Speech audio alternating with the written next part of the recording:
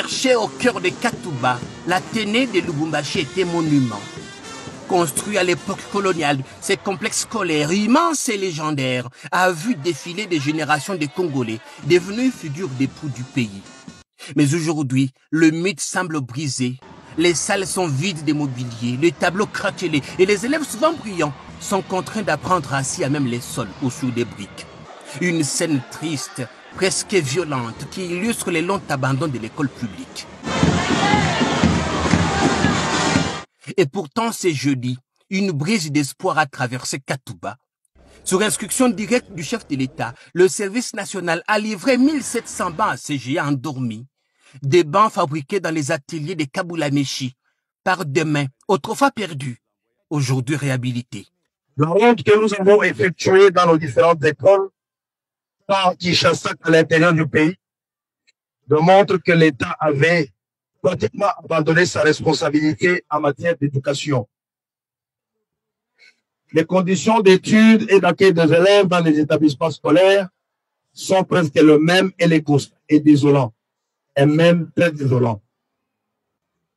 Nos enfants étudient à même les sols ou sur un morceau de briques ou de bois. Les salles de classe sont insalubres avec des murs fissurés et décolorés.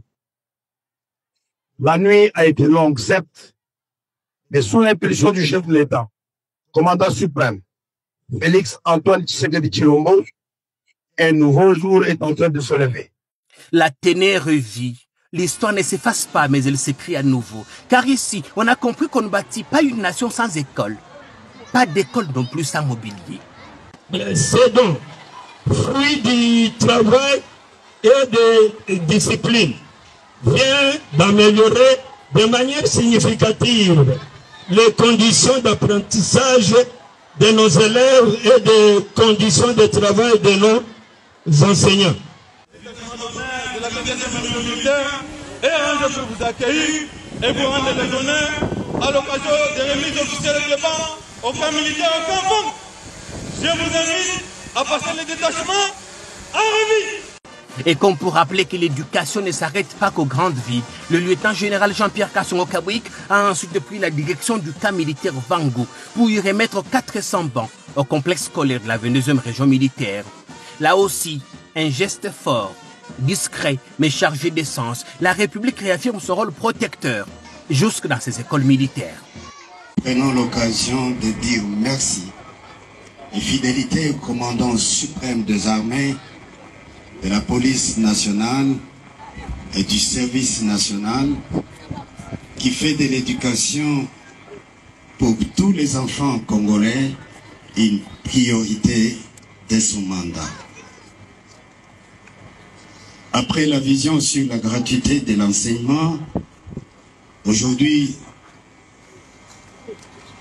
il envoie le service national pour pouvoir accompagner cette vision en procurant aux élèves les conditions d'études impeccables.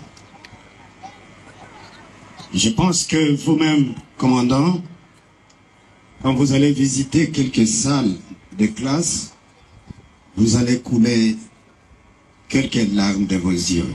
Derrière ces actes, une vision s'affirme, celle d'un État stratège qui place l'éducation au cœur du redressement national. Car ici, à Katouba comme à Vangu, une vérité s'impose. Le développement n'est pas un luxe, mais c'est un droit. Et ces droits commencent toujours sur un banc d'école.